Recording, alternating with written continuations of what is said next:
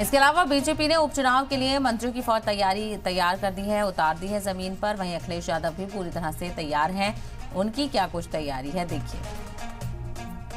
तो पीडीए फॉर्मूले पर आगे बढ़ेंगे अखिलेश यादव। लोकसभा चुनाव में कामयाबी से पुरजोश यहां पर हैं। जातीय फॉर्मूला साधने में जुटे हुए अखिलेश यादव। दलितों को लुभाने पर समाजवादी पार्टी का जोर रहेगा। गांव-गांव पीडीए पंचायत लगाई जाएगी। तो समाजवादी पार्टी को लोकसभा इंतखाब में पीडीए से काफ़ी फायदा हुआ था और काफ़ी अच्छी सीटें यहां पर पीडीए ने लोकसभा इंतखाब में इसके जरिए से हासिल की। तो वहीं अब पीडीए का फॉर्मूला ज़िमनी इंतखाब में भी बढ़ाने की कोशिश में लग रहे हैं अखिलेश यादव।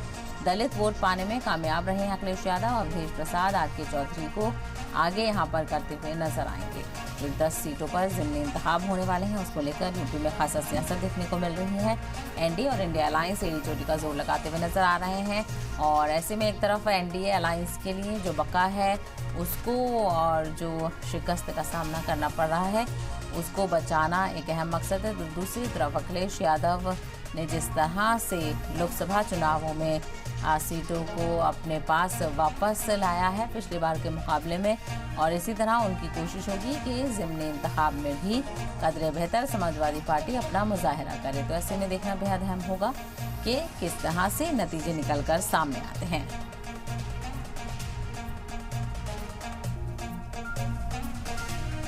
और इसी को लेकर ज्यादा जानकारी हासिल करते हैं हमारे नुमाइंदे अतीक अहमद इस वक्त हमारे साथ जुड़ गए। अतीक, 10 सीटों पर होने वाले ज़िमनी इंतखाबात को लेकर क्या कुछ सियासी हंगामा और हलचल देखने को मिल रही है यूपी में? कहते हैं कि यूपी में जब से चुनाव हुए हैं कहते हैं लोकसभा के, उसके बाद जो सीटें खाली हुई हैं, हालांकि उस सीटों पे पूरे देश की नजरें हैं। यूपी की 10 सीटों पर चुनाव होने वाले हैं। हालांकि चुनाव 6 महीने के अंदर होने का समय होता है, मैं बताया जाएगा चुनाव पहले भी हो सकते हैं। ऐसे में जो है समाजवादी पार्टी ये पूरी कोशिश कर रही है कि इंडिया गठबंधन के तहत इन 10 सीटों पे अपने प्रत्याशी उतारेगी। सबसे बड़ी बात है कि अयोध्या से जो सांसद जीत के आए हैं अवधेश प्रसाद, उनको चाहती है कि पीडीए के फार्मूलों के तहत उनको जो है वो पार्टी के प्रचारक बनाए और पूरे हालांकि 10 सीटों पे उनको प्रचार उतारने की कोशिश की। क्योंकि ऐसा सीट जहाँ जीत क्या है, ऐसे में जो नारा दिया था पिछला दलित और अल्पसंख्यक का नारा दिया है समाजवादी पार्टी ने, इसी के तहत चाहती है कि 10 सीटों चुनाव लड़े और पूरी सीटें जीत के। वहीं बीजेपी की भी साथ इस चुनाव को लेकर कहीं ना कहीं जो सीटें कम हुई है उसको लेकर पार्टी मंथन कर रही है। मंथन से लगातार ये बात देखी जा रही थी कि कहाँ गलती हुई, कहाँ इतनी सीटों बीजेपी जो पीछे हुई है उसको कैसे पूरा किया जाए। इसलिए भाजपा भी वही कोशिश कर रही है कि इन 10 सीटों पर 10 सीट वो जीत के आए।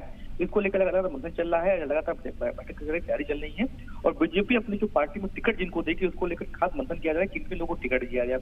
ऐसे पूरी कोशिश की जा रही है कि 10 सीटों चुनाव जो होने वाले हैं उसको लेकर दोनों पार्टियों ने कमर कस ली है और जल्दी घोषणा हो जाएगी। देखने वाली बात यह होगी कि जो अभी नतीजे आए हैं, ऐसे में जो बातें सामने आ रही है, जो अभी एग्जाम रद्द हो जा रहे इलेक्शन की, जो इलेक्शन एग्जाम रद्द हो रहे हैं, ऐसे में जो लगातार जो विपक्ष हमलावर हो रहा है बीजेपी को लेकर, कमियां गिना रहा है। क्या 10 सीटों में फर्क पड़ेगा? जो मेडिकल नीट परीक्षा रद्द होने वाली है, जो और एग्जाम रद्द हो रहा है, इसको लेकर बड़ी तैयारी सभा कर रही है। ऐसे में देखने वाले चुनाव कब होते हैं। जी बिल्कुल, ऐसे में देखना बेहद अहम होगा। और दूसरी तरफ जिस तरह से देखा जाए अखिलेश यादव और एनडीए में ही यहाँ पर कड़ा मुकाबला है और पीडीए फॉर्मूले को लेकर कहीं ना कहीं कवायद तेज देखने को मिल रही है समाजवादी पार्टी की। अतीक, देखिए, कहते हैं कि जो चुनाव अभी हुए थे लगातार विधानसभा के जो चुनाव लोकसभा हुए थे, ऐसे में पीडीए फॉर्मूले के तहत अखिलेश यादव ने जो पूरे प्रदेश में प्रचार किया था, इसी प्रचार के तहत 37 सीटें आई हैं।